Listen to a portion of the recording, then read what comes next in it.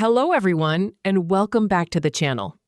In this two-part series, we're going to create a complete kitchen interior in Blender, starting from a simple reference and taking it all the way to a final photorealistic render. In part one, we'll focus on the modeling process, building the cabinets, countertops, appliances, and all the essential elements that make up the kitchen. Then, in part two, we'll move on to materials, lighting, and rendering to transform our model into a polished and realistic interior scene. Whether you're looking to improve your hard surface modeling skills, learn a professional interior design workflow, or simply follow along and create your own kitchen scene, this tutorial has something for you. So let's get started and jump right into Blender. Add a cube, change its dimensions, then apply the scale to save those dimensions.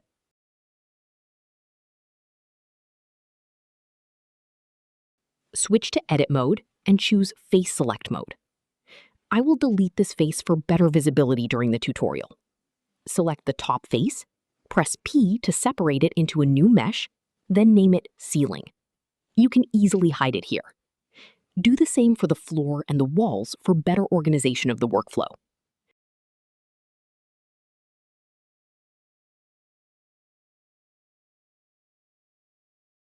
For the walls, we will add some openings for the windows. Select the wall object, then set the origin to geometry.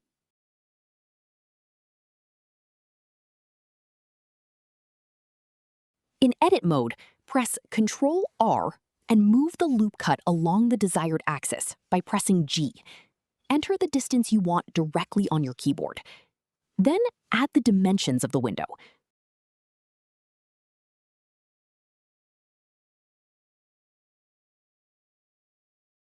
Select this face and extrude it like this. Now we are going to create windows using Archimesh. Archimesh is a Blender add-on designed to speed up architectural modeling by generating customizable objects, such as windows, doors, and other building elements.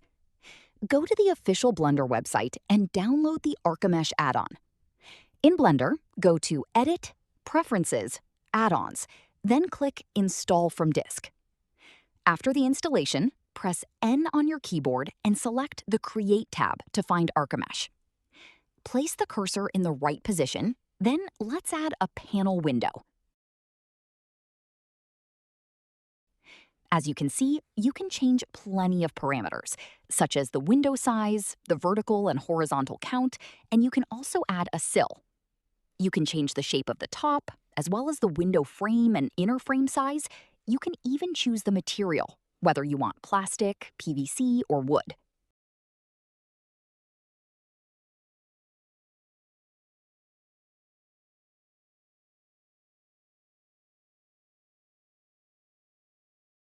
Finally, use G to place it in the right position.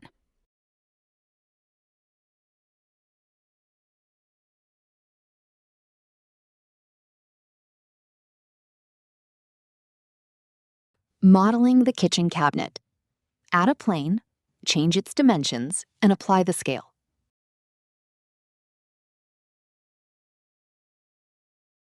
Press Tab to switch to Edit mode and extrude it 2.7 meters along the Z-axis.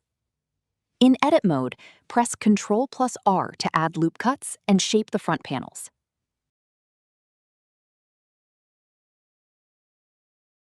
Press Ctrl+B to bevel them with a specific distance if needed. Then select the front faces and press E to extrude them. You can dissolve the unwanted edges from here.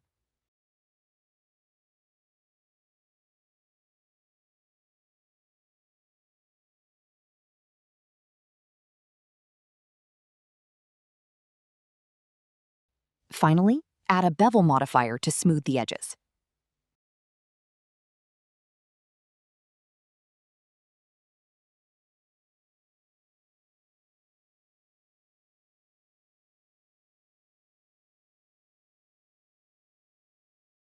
Repeat the same steps for the lower cabinet.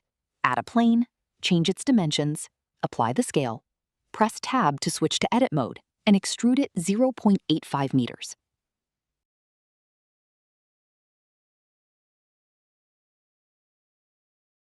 Press Ctrl+R to add loop cuts. Increase the number of cuts with the mouse wheel. Press Ctrl+B to bevel them. You can enter a specific distance, 0.001 meters in my case. Select the front faces and press E to extrude. For the bevel modifier, select the new cabinet. Then, while holding Shift, select the first cabinet. Press Ctrl+L and choose Copy Modifiers. Do the same for the last cabinet.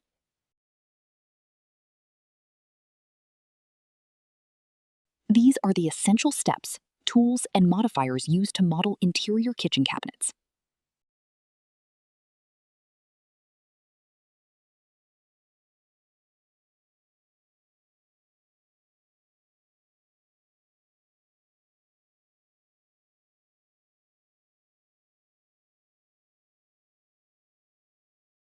As for the countertop, add a plane, scale it, then extrude it 0.03 meters and add a bevel modifier.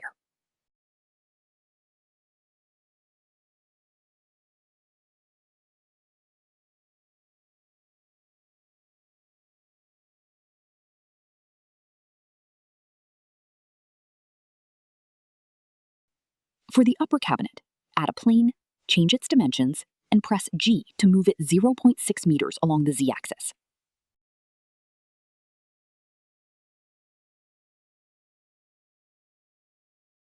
Then extrude it and add loop cuts. Continue with the same process. Use Ctrl+B to bevel the edges, extrude the front faces, and finally copy the modifiers. Blender Kit is an online asset library for Blender that provides ready-to-use 3D models, materials, HDRIs, brushes, and even complete scenes, helping artists speed up their workflow and improve the quality of their projects. Let's add an oven here. Move and scale it to fit properly inside the cabinet. Adjust the front cabinet doors like this to make room for the oven.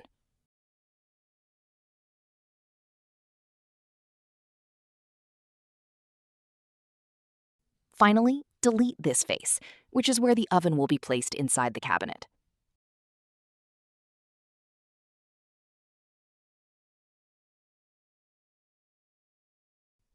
Designing the cabinet fronts. Select all the cabinets while holding Shift, then press Tab to enter edit mode. Select all the front faces and press I to inset them. You can enter a specific distance, for example, 0.05 meters.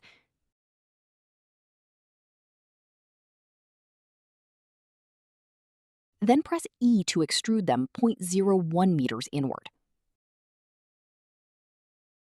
Press I again to create another inset, then extrude this one outward to create more detail. Now add some handles. Use Shift+D to duplicate them and G to move them, so you can cover all the cabinet doors.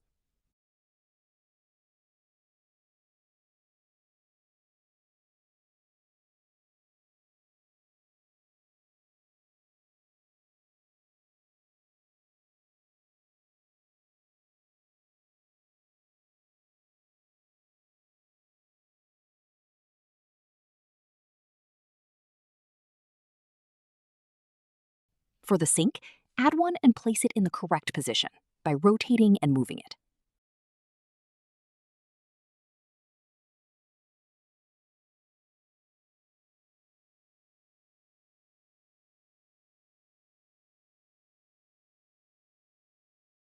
Select the countertop and add loop cuts like this.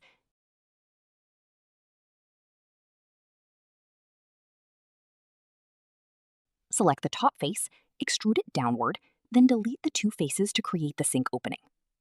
For the cabinet below the sink, select the top face, press I to inset it, scale it using S, and move it along the desired axis. Then delete it.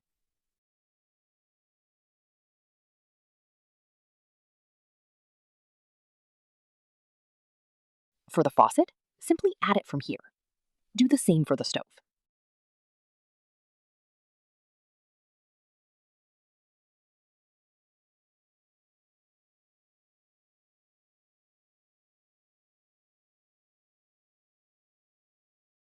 To create the cabinet crown molding, select the edges that form the top of the cabinet.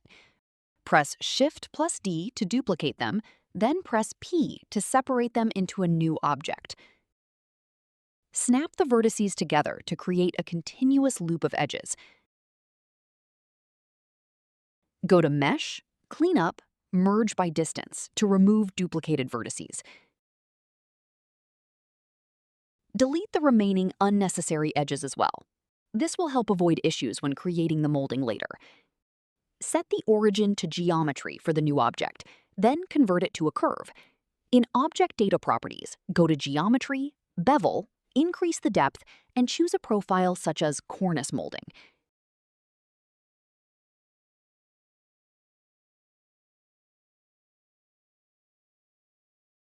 Adjust the position and depth as needed, then increase the final resolution of the molding.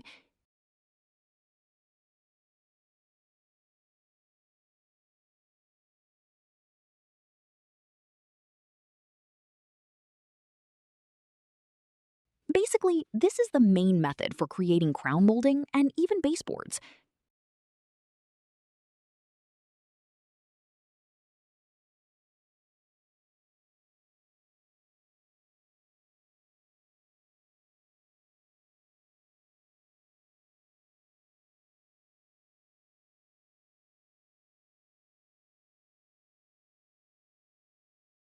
For the baseboard, we're going to repeat the same steps, but with a different profile.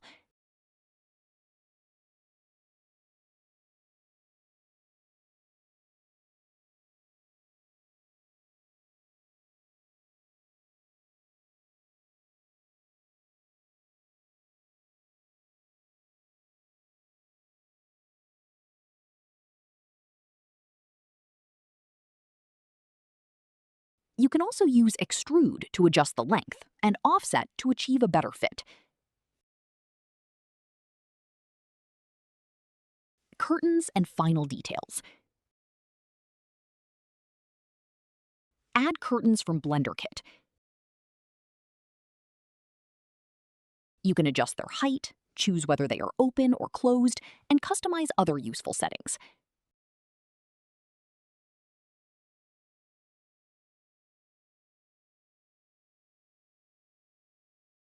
You can also add other assets, such as a table, chairs, kitchen accessories, and a carpet to complete the scene.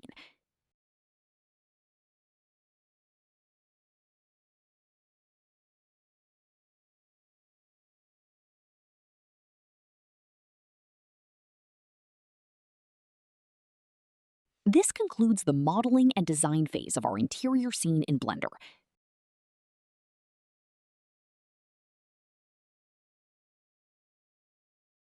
Stay tuned for part 2, where we'll learn how to apply materials and textures, set up the lighting, and finalize our scene for rendering.